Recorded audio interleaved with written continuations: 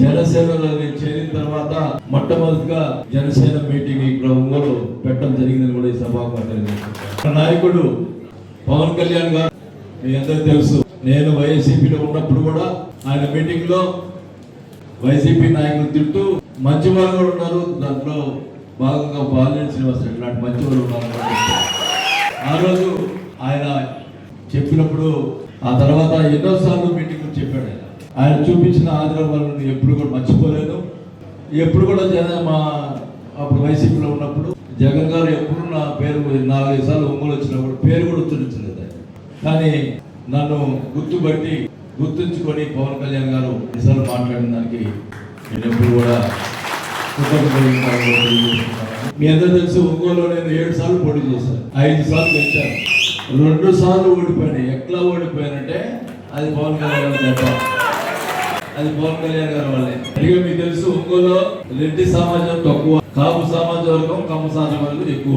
అయినా కానీ తెలుగుదేశం వాళ్ళు నన్ను ఎప్పుడు ఓడించలేకపోయారు 5 సార్లు. పవన్ కళ్యాణ్ గారు కలిసిన వల్ల. కానీ నేను జనసేన చేరేటప్పుడు నేను ఒకటే అడుగుతాను, ఇక్కడ జనసేన జిల్లాలో ఉన్నటువంటి మండల అధ్యక్షులు అందరూ వచ్చున్నారు, జిల్లాలో ఉన్నటువంటి నాయకులు జనసేన నాయకులు వచ్చారు. నేను ఒకటే అడుగుతున్నా, మంత్రిగా ఉన్నప్పుడు కానీ ఎమ్మెల్యేగా ఉన్నప్పుడు కానీ జిల్లాలో ఉన్నప్పుడు నేను 15 సంవత్సరాలు జిల్లా నాయకుడు వహించాను కదా వైసీపీలో కాంగ్రెస్లో. ఎప్పుడైనా జనసేన వాళ్ళ మీద ఎప్పుడైనా ఒక కేసు పెట్టించాలో చెప్పండి. మీరు చెప్పండి, ఒక్క కేసు పెట్టించాలో చెప్పండి. నేనంట 100 కేసులు పెట్టించాలని చెప్తాను. నేను జనసేన జారకూడదని కొంతమంది నాయకులు, అది నేను చాలా రోజులు చదువుకున్నా. వాళ్ళు చెప్తా ఉన్నారు మీటింగ్లో. అది ఒకసారి జనంలోనే క్లారిఫై చేసుకోవాలని చెప్పి ఉద్దేశంతో నేను రోజు అడుగుతా ఉన్నాను, ఒక్క కేసు పెట్టించాలా? మరి ఎందుకు అట్లా పోయి సార్ కళ్యాణ్ గారు మా మీద 100 కేసులు పెట్టించారండి, మరి ఆయన చేర్చుకుంటే మాట్లాడినారు. నాకేంటండి, ఇప్పుడు నేను 5 సార్లు ఎమ్మెల్యే అయ్యా, 2 సార్లు మంత్రి అయ్యా. పవన్ కళ్యాణ్ మీద ఉన్న ప్రేమతో జనసేన చేయాలని చెప్తే వీళ్ళ కోసం కాదు. మీకు తెలుసు ఒంగోలులో 5 సార్లు గెలిపించానంటే కార్యకర్తలకు నేను ఏం చేస్తున్నానో తెలుసు. కార్యకర్తల కోసం పనులు లేకపోయినా కానీ నేను ఎంత నా సొంత డబ్బులతో కార్యకర్తల్ని నేను ఆదుకున్న పరిస్థితులు. నా ఇంటికి వస్తే ఎవరైనా చెప్పనండి, ఒంగోలు ఎవరినైనా నా ఇంటికి వస్తే వాళ్ళని సాటిస్ఫై, కనీసం ఎంతో కొంత సాటిస్ఫై చేయకుండా ఇంటి బయటికి పంపించానో ఒకసారి చెప్పకపోతే అందరూ ఏంటంటే ఏంటి డబ్బులు ఇస్తాడు, ఈయన ఎంత సంపాదించాడు, మరి ఇచ్చాడు అని చెప్పాడు. నా చిన్నప్పటి నుంచి నేను చదువుకునేటప్పటి నుంచి నా స్నేహితులు నా జేబులో డబ్బులు తీసుకుని అలవాటు అయిపోయింది. ఆ అలవాటు ఈ రోజు నా పరిస్థితి ఎట్లుందంటే అసలే మళ్ళా ఆర్థికంగా ఇది అయిపోయినాను. కళ్యాణ్ గారు నన్ను ఆదుకున్నాడు. నేను రాజశేఖర రెడ్డి గారి ఎమ్మెల్యే ఆ కృతజ్ఞతతో మంత్రి పదవి వదులుకొని జగన్ గారు పార్టీ పెడితే మంత్రి పదవి వదులుకొని మీ అందరికీ తెలుసు 4 సంవత్సరాలు మంత్రి పదవి ఉంటే వదులుకొని మళ్ళా బై ఎలక్షన్లో నా డబ్బులు పెట్టుకుని అది జరిగిపోయినాయి, అయిపోయినాయి. నేను అలాంటిది ఈరోజు నాకు కళ్యాణ్ గారు నాకు సహాయం చేస్తే నేను కృతజ్ఞత హీనుడుగా ఉంటానా చెప్పండి. 4 సంవత్సరాలు మంత్రి ఉండి వదులుకున్న రాజశేఖర్ నాకు ఎమ్మెల్యే టికెట్ ఇచ్చాడు. అలాంటిది ఈరోజు నన్ను సహాయం చేస్తున్నటువంటి కాలంలో నన్ను మర్చిపోతాను. ఖచ్చితంగా ఈ జిల్లాలో జనసేన పార్టీ జెండా ఎగరేసేదాన్ని కూటమి ప్రభుత్వం నుంచి ఎలక్షన్లో ఓట్లు మీరందరూ ఓట్లు వేసి కూటమి గెలిపించారు. 2 సంవత్సరాల్లో జనసేన కార్యకర్తలకి ఏ న్యాయం జరిగిందో మీ అందరూ తెలుసు. నేను మటుకి ఎవరిని కూడా లెక్క చేయను. సాఫ్ట్ ఉంటా, ఎవరిని ఎవరో చేస్తే ఎవరో చూసుకుంటా. అదే చెప్తా ఉన్నా, కళ్యాణ్ గారు నాకు పెట్టినటువంటి బాధ్యతలు 6 జిల్లాలకు బాధ్యతలు పెట్టారు.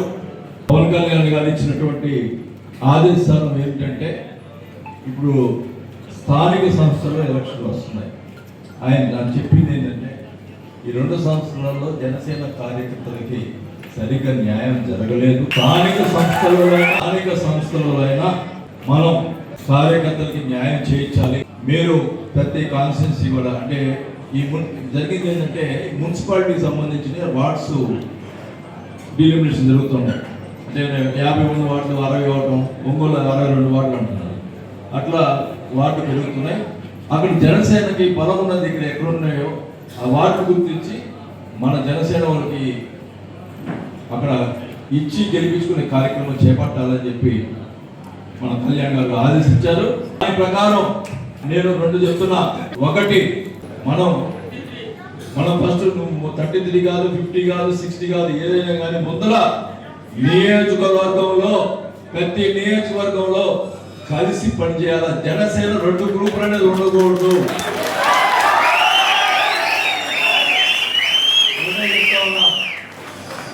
రెండు గ్రూపులు ఉంటే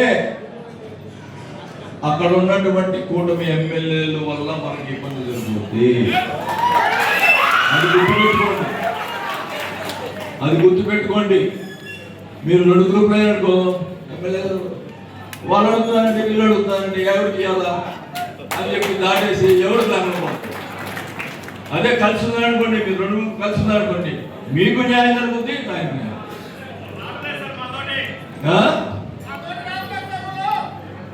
వాళ్ళు రాని తప్ప మీరు జనసేనకు సంబంధించిన మీరు ఐక్యంగా ఉండండి. మీకు సీట్ తెప్పించి బాధ్యత రాలే, మీరు ఐక్యంగా ఉండండి. ఎవరు తప్పు చేసినా నేను ఎవరే చెప్తున్నాను, సమన్వయకర్తలు రెండు గ్రూపులు చేశాను కాదు, అందరూ కలిసి ఫైట్ చేద్దాం.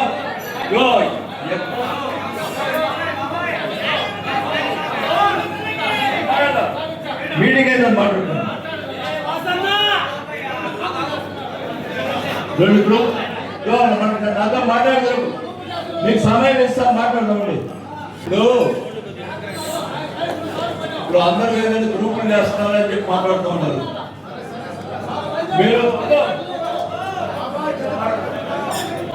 మీరు గ్రూపులు చేస్తుంటే నాకు చెప్పండి, వాళ్ళ గురించి మాట్లాడతా. నేను ఒకటే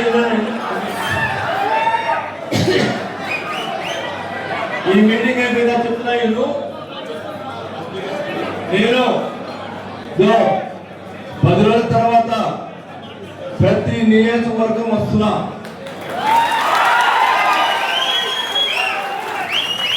మన జిల్లాలో రేపు మున్సిపాలిటీ జరిగేటువంటి ప్రతి నియోజకవర్గం రావడం జరుగుతుంది.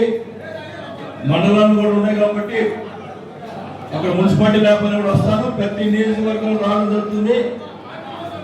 ఆడు కూర్చొని మనకి బలం ఉన్న దగ్గర సర్పంచులు కానీ, ఎంపీటీసీలు కానీ, ఎంపీలు కానీ ఎక్కడ పోటీ చేయాలో అక్కడ మనం లిస్ట్ తయారు చేసుకుందాం. కళ్యాణ్ గారికి ఆ నివేదిక ఇవ్వడం జరుగుతుంది. అట్లనే ఇక్కడ ఎమ్మెల్యేలు ఎవరు కూడా మనకంటే సీనియర్లు ఎవరు లేరు. వాళ్ళు కూర్చోబెట్టి అందరు నాతో బాగానే ఉంటారు. వాళ్ళు కూర్చోబెట్టి మాట్లాడి సమన్వయం చేసుకొని మనం కూటమిని బలోపేత మనం ఇచ్చినట్టు వార్డులు, మనకి ఇచ్చినటువంటి మండలాన్ని అక్కడ ఎవరైనా టీడీపీ మళ్ళా ఇండిపెండెంట్ వేస్తే వారిని సస్పెండ్ చేసే కార్యక్రమం కూడా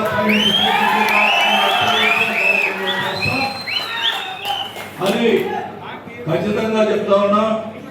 నేనున్నంత వరకు కార్యకర్తకు న్యాయం చేసేదానికి ప్రయత్నం చేస్తాను. ఖచ్చితంగా నేను రెండే చెప్తాను. మన రిజర్వేషన్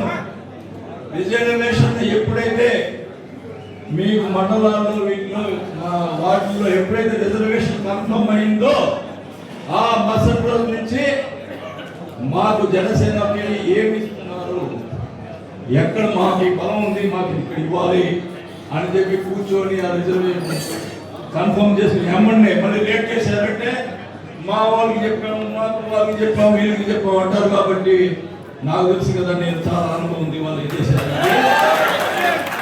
ఖచ్చితంగా రిజర్వేషన్ కన్ఫర్మ్ అయిన వెంటనే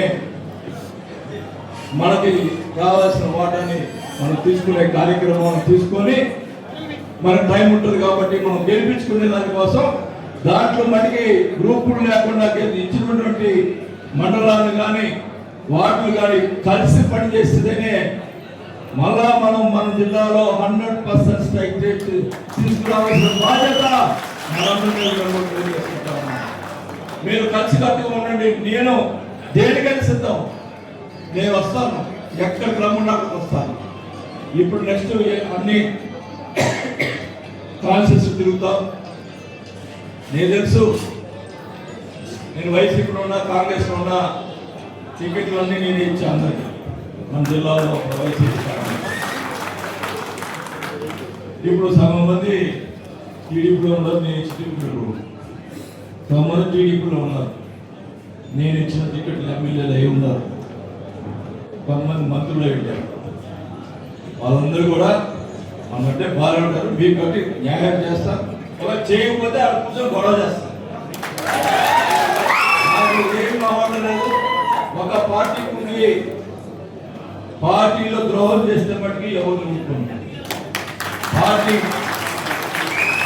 పార్టీకి కట్టుబడి ఉండాలా. కాబట్టి మీరందరూ కూడా దయచేసి మనం అందరం మనకందరికీ ఒకే నాయకుడు. ఎవరు? ఆ నాయకుడి అభిప్రాయంలో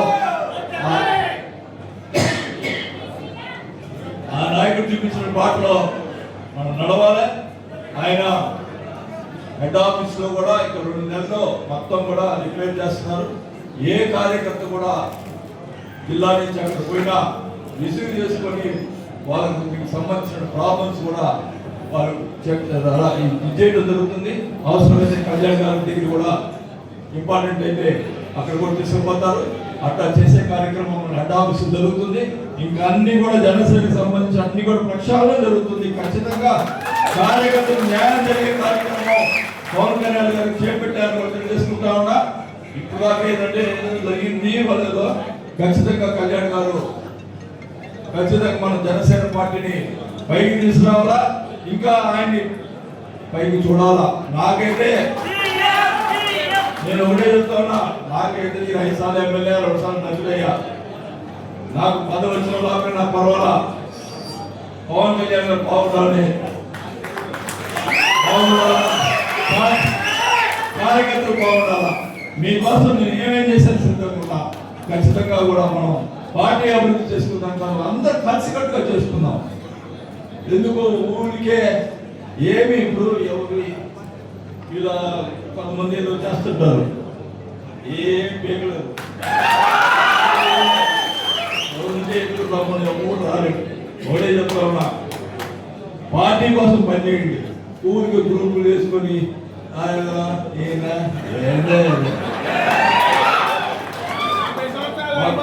ఉన్నాడు, కింద ఉన్నాడు, జనంలో ఉండండి. ఆ పైగా ఉండేది ఖచ్చితంగా ఒకటే చెప్తా ఉన్నా, జనంలో ఏదైతే పదవులు తీసుకున్నారో జనంలో పనిచేయండి. పదవులు తీసుకొని ఊరే కూర్చొని నా పదవి వచ్చింది మీ పోతున్నాను వాళ్ళు ఏమైపోయినా పర్వాలేదు అనుకుంటే కుదరదు. ఇంకా ఈ జిల్లాలో అయితే కుదరదు. ఇంకా లేకపోతే నేను గట్టిగా ఫైట్ చేస్తా, లేదు అంటే ఇంట్లోనే కూర్చుంటా. కానీ నేను బట్టి రాజీ పడే పరిస్థితి ఖచ్చితంగా కార్యకర్తలు ఎక్కడ జరిగినా కూడా వాళ్ళు న్యాయం చేసేదానికి ప్రయత్నం చేస్తాను తప్పితే వేరేది లేదు. నా క్యారెక్టర్ మీకు అందరికీ అంటే మీరు జనసేనకు కొత్తగా ఉన్నారు తెలిసేదని పక్కన అడగండి. మీ నియోజకవర్గంలో ఉన్నటువంటి వైసీపీలో అడగండి మన క్యారెక్టర్ ఏందో. నా క్యారెక్టర్ కార్యకర్తల కోసం పనిచేసే క్యారెక్టర్ తప్పితే వేరేది లేదు. దానికోసమే పనిచేస్తానని తెలియజేసుకుంటా ఉన్నా. ఖచ్చితంగా మన జిల్లాలో బలోపేతం చేసిన దానికోసం నా సాయశక్తి కృషి చేస్తానని చెప్పి కూడా తెలియజేసుకుంటూ సెలవు తీసుకుంటా ఉన్నాను.